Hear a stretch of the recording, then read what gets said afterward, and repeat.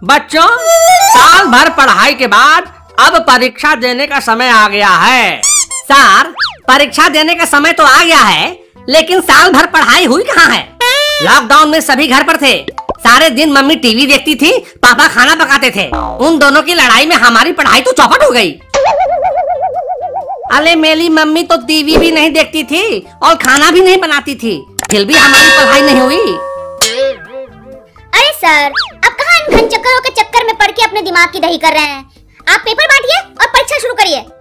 तुझे बहुत जल्दी हो रही है परीक्षा देने की। क्या करेगी पास होकर? पास होकर मैं अगले क्लास में चली जाऊंगी। तुम जैसे सड़क छाप मजनू से पीछा छूट जाएगा मेरा। लादू, मेरे भाई, भाभी ने तेले को तलक ताप मजनू बोलकर बेइज्जती कर दी यार। जाने दे यार, बिना बेइज्जत हुए कहाँ मिलता है किसी का प्यार। लेकिन भाभी पास होकर अगले क्लास में चली गई तो तेला क्या होगा कालिया? अबे तो चिंता मत कर, मैंने नकल करने का पूरा इंतजाम कर रखा है। हमें किसी का बात भी फेल नहीं कर सकता है।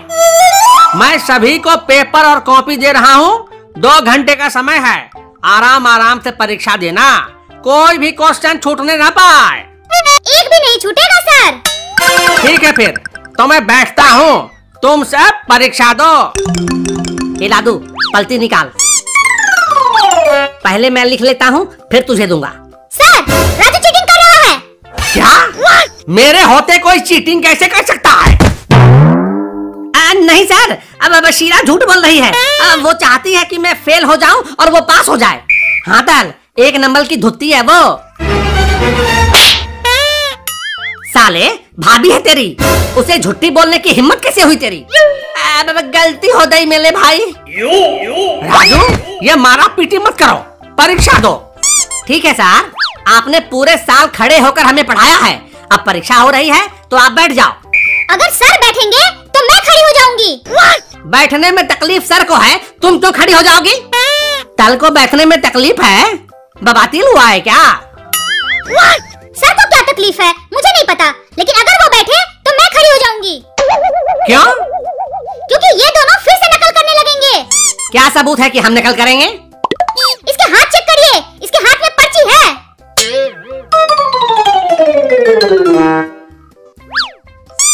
हाथ में पर्ची छुपाकर चीटिंग कर रहे हो? दो मुझे। आलू, गोभी, टमाटर, करेला, प्याज, मिर्च, इसमें तो सब्जियों के नाम लिखे हैं। हाँ सर, कल मम्मी ने मुझे मार्केट से सब्जी लाने बोला था, ये वही पर्ची है। इसमें और कुछ भी लिखा है, मूंग, मसूर, अरहर, चना, उड़द। अब वो सर मम्मी ने 5 तरह की दाल भी लाने को बोला था ना, इसीलिए। नहीं सर, ये झूठ बोल रहा है। तुम लोग ऐसे नहीं मानोगे। एक काम करता हूँ, मैं सीट ही चेंज कर देता हूँ। बबलू के सीट पर शीला बैठेगी और शीला के सीट पर बबलू बैठेगा। ठीक है? हाँ, मुझे मंजूर है। लादू, आज तो तेरी किस्मत खुल गई। भाभी तेरे बगल में आकर बैठ रही है। मौका मिले तो भाभी की मांग बल देना।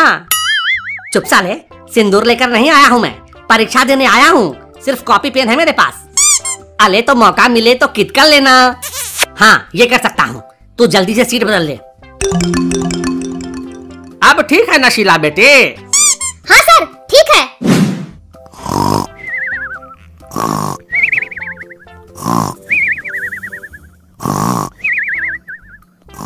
आधे घंटे से देख रही हूँ तुमको, चुपचाप बैठे हो, कुछ लिख क्यों नहीं रहे हो?